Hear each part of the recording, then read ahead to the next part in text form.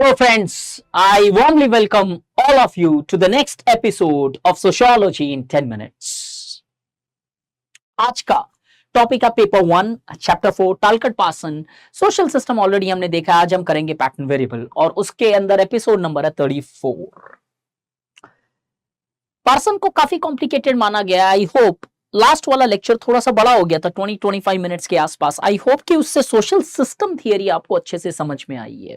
And yes, do leave some comments in the comment box that definitely serves as an instrument of motivation as well, so that my dilemma can be taken care just like I am taking care of your dilemma as far as this topic of pattern variable is concerned.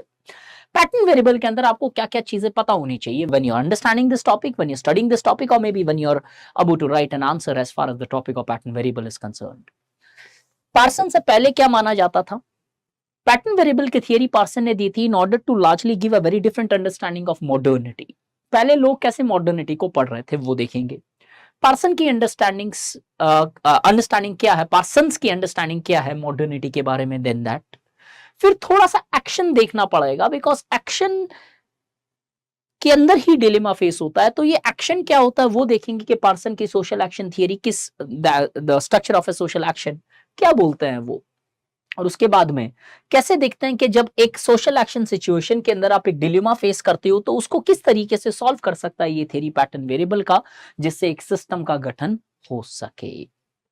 अगर हम देखें previous scholars तो Parson से earlier scholars just like Herbert Spencer they और till Max Weber, their understanding of modernity was quite different. According to Herbert Spencer evolution थी theory इनकी modernity की, and he advocated that how society moves from simple to a complex stage, military to industrial society as such.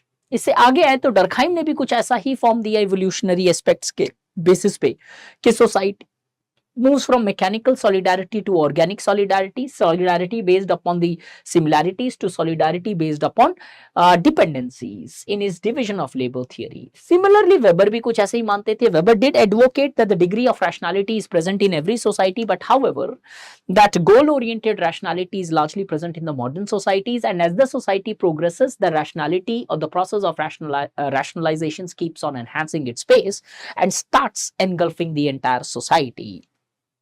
टालकट Parson तो इन सब में एक चीज clear है, ट्रेडिशन और मॉडर्निटी दोनों अलग हैं ये मान के चल रहे थे कि इस तरीके से सोसाइटी मॉडर्निटी की तरफ चली जाएगी। Talcott Parson on the other hand advocated in his theory of pattern variable that the tradition and modernities are not completely different, rather than they coexist. It's not that the society would become completely traditional और society would completely become modern. Why? Because the degree of modernity in any society is determined by the actions of individuals. आपके और मेरे actions determine करते हैं कि किस तरीके की, किस लेवल की डिग्री ऑफ ट्रेडिशन है या मॉडर्निटी है। अगर हम लोग ज्यादातर ट्रेडिशनल एस्पेक्ट्स फॉलो करेंगे तो सोसाइटी ट्रेडिशनल रहेगी, चाहे कितनी भी बेहतर टेक्नोलॉजी क्यों ना आ जाए। और अगर हम मॉडर्न रहेंगे तो कई बार हम देखते हैं एंशिएंट इंडिया के अंदर सेक्युलरिज्म ज्यादा बेटर एस्पेक्ट था, ज्यादा तरीके से बेहतर इंक्लूसिव नेचर था, because the people may would have largely been inclusive in nature of sociology. अब पैटर्न वेरिएबल को समझने से पहले थोड़ा सा बैकग्राउंड में चलते हैं। सोशल एक्शन थियरी क्या है? पार्सन, मैक्स वेबर ने भी सोशल एक्शन थियरी दी थी, meaning and motive largely leads to social actions. Parsonian theory is expansion of Weberian aspects.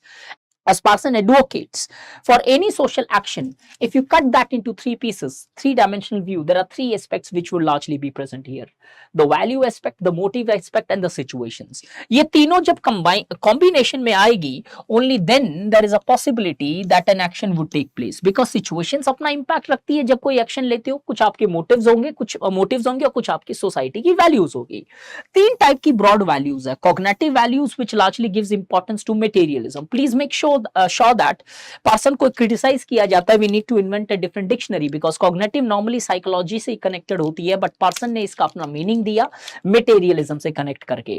कैथेक्टिक values is something considered as emotional aspects, और evaluative values are very और largely concerned with your self appreciation worth. इन तीनों values के हिसाब से तीन motives होंगे: materialistic, appreciation and moral. When these two combine, coupled with the situation in which you are, three types of social actions would largely take place: instrumental social action, expressive social actions and moral social actions.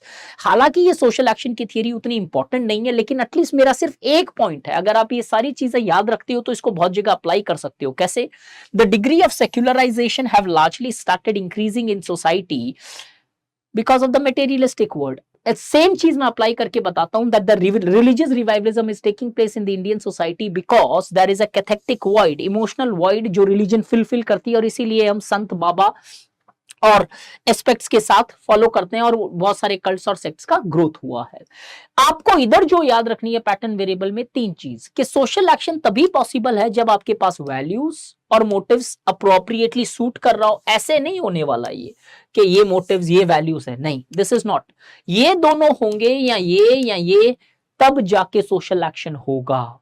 You can never go for this as such. क्यों? Dilemma रहेगा।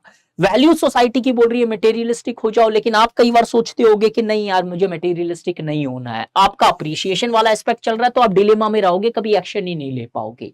इसी dilemma को resolve करने के लिए मैं भी हूं और पर्सन भी है who gives his theory। अब ये जब एक्शन होता है तो एक्शन तभी पॉसिबल होता है जब वैल्यूज और मोटिव्स फॉल्स इन लाइन। आपकी जो सिचुएशन है उस सिचुएशन के अंदर आपका वैल्यू और मोटिव दोनों एक साथ चल रहा हो, तब कोई डिलेमा नहीं रहता और सोशल एक्शन पॉसिबल हो जाता है। लेकिन कभी कभार क्या होता है, वैल्यू आपकी कुछ और बोल रही है और मोटिव आपका कुछ और बोल रहा है। In such circumstances a person largely faces a dilemma as such. For example, पैसे की आपको सख्त जरूरत है, लेकिन आपके सोसाइटी की वैल्यू बोलती है कि honesty is the best policy. तो अब कंफ्यूजन है कि मुझे मेरे बच्चों की फीस भरनी है और सोसाइटी में ऑनेस्टी है, ये तरीके से फीस भरने से रॉन्ग होगा। अब डिलेमा है कि मैं चोरी करूं कि नहीं, मैं किसी से झूठ बोलूं कि नहीं, मैं किसी से कुछ छुपाऊं कि नहीं, क्या मुझे ये करना चाहिए कि नहीं। वो डिलेमा जब तक रहेगा आप एक्शन नहीं ले पाओगे। तो आप यूपीएससी के अंदर भी देखते हो, जब ऑप्शनल सेलेक्ट करते हो तो बहुत सारा डिलेमा आता है, और वैसे ही इस तैयारी के फेस में एक डिलेमा की ही जर्नी है। अब जब ये डिलेमा होता है तो पर्सन बोलता है फिर कैसे सोशल एक्शन है, और जब तक सोशल एक्शन नहीं होगा, उसका इंस्टीट्यूशनलाइज नहीं होगा, तो सिस्टम नहीं बनेगा, और सिस्टम नहीं बनेगा तो फिर काहे की society, because system, largest social system in this world is society. तो पर्सन बोलता है रुको, मैं पर्सन हूं, मैं आपको एक थियरी दूंगा कि जिससे डिलेमा सॉल्व हो सके। तो उन्होंने एक थियरी दी पैटर्न वेरिएबल की। अब उस पैटर्न वेरिएबल में इन्होंने क्या बोला, इन्होंने बोला कि किस तरीके से एक सोसाइटी के अंदर पैटर्न होता है। अब जब कभी भी आप डिलेमा आते हो तो आप जिस सोसाइटी में रह रहे हो उस सोसाइटी की वैल्यूज अप्रोप्रिएटली रखोगे, मोटिव से फिट करोगे और उसके बाद एक्शन लोगे। एक एग्जांपल से समझा देता हूं इस डिलेमा की कहानी। एक एग्जांपल लिखा है मैंने यहाँ पे, एक पॉलिटिकल रिप्रेजेंटेटिव को लेके चलते हैं। इस पॉलिटिकल रिप्रेजेंटेटिव्स की कुछ वैल्यूज होती है, जिस पॉलिटिकल पार्टी से एज्यूम कर लेते हैं ये किसी से इलेक्टेड है, तो उस पॉलिटिकल पार्टी की कुछ वैल्यूज है जो ये political representative is expected to perform those values और एटलीस्ट गिव अ रेस्पेक्ट और ऑब्लाइज टू दोज वैल्यूज। कई बार इसके मोटिव्स उन वैल्यूज के साथ कॉन्ट्रडिक्ट खाने लगता है, तब आता है एक डिलेमा। अब डिलेमा कब होगा, इसको रिजॉल्व कैसे किया जा सकता है। इस पॉलिटिकल पार्टी ने, इस पर्सन ने शायद पर्सन को नहीं पढ़ा, पर्सन को पढ़ लिया तो डिलेमा ऐसे ही रिजॉल्व हो जाएगा, because you know how to resolve your dilemma. Let's assume this political person has not read Parson, then how does he resolve a dilemma? This person can largely resolve a dilemma by looking into should I go with my motive and largely the respective values. Now this person would say कि okay, what are the actions other people would have taken when this situation is there, कि पहले किस किस लोगों ने किस किस तरीके से एक्शन लिया। अगर उसे पता चलता है कि नहीं, most of the people have largely stood by their party's values, ये वैल्यू चूज करेगा, इस वैल्यू के अकॉर्डिंगली अपना मोटिव चूज करेगा और उसके बाद में डिलेमा रिजॉल्व हो जाएगा। तो अप्रोप्रिएट वैल्यू जो उस पॉलिटिकल पार्टी के मेंबर्स ने चूज की है मेजॉरिटी ऑफ द टाइम में, this is something person says that he will be largely fitting his motives on the basis of those values present there. अब ये dilemma कैसे रिजॉल्व होता है पॉलिटिकल पार्टी में, तो चलो कुछ एस्पेक्ट्स है। Person says that in many times in an action situations when the values and motives largely do not go together, a person faces a dilemma, and in such circumstances in order to resolve a dilemma, the values acceptable by these societies which are followed by the people there largely serves as a heuristic tool to guide a person in order to resolve the dilemma। जैसे हम एक simple तरीके से समझाता हूं,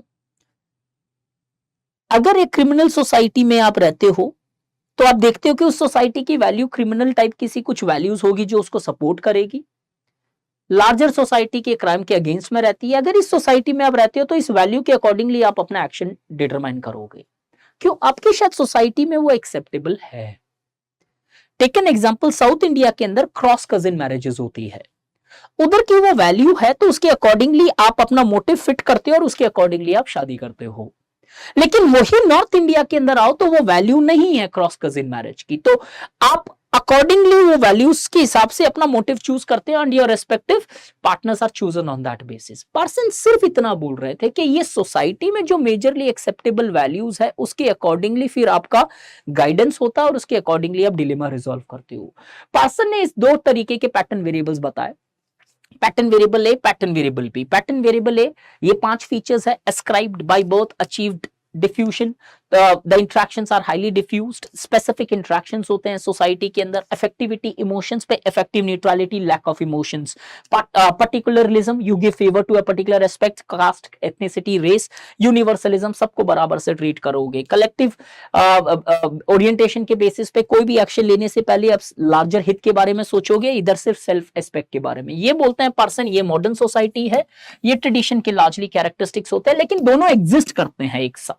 तो अब आप जिस सोसाइटी में हो, कौन सा पैटर्न फॉलो हो रहा है आपकी सोसाइटी में, उसके अकॉर्डिंगली आप अपने मोटिव चूज कर लोगे and action would be taken and the dilemma would be resolved and social system can largely be created. So person says on the basis of the larger pattern, those pattern A and B, one chooses the values as per one's motives, अपने motives को उसके साथ fit करते हो and finally a social action is largely taken place. So अगर हम एक synoptic view से देखें, सोशल एक्शन में पर्सन ने बताया कैसे एक्शन होता है, कैसे इसके इंस्टीट्यूशनलाइजेशन होने के कारण सोशल सिस्टम बनता है, लेकिन कई बार इस एक्शन के अंदर डिलेमा फेस किया जाता है और पैटर्न वेरिएबल के बेसिस पे ये डिलेमा रिजॉल्व होता है। ये वाला पूरा पार्ट मैंने किया है। अब एक और पार्ट आता है इसके अंदर कि कैसे ये पैटर्न वेरिएबल किस टाइप का सा बन रहा है, क्या टाइप के से पैटर्न्स बन रहे हैं, 4 टाइप के से सिस्टम्स डेवलप होते हैं, but that's not required as far as your syllabus is concerned, that's okay if you don't know that. So pattern variable, it is often sent as largely a heuristic tool which acts as a link between social action theory and social system theory of Talcott Parsons.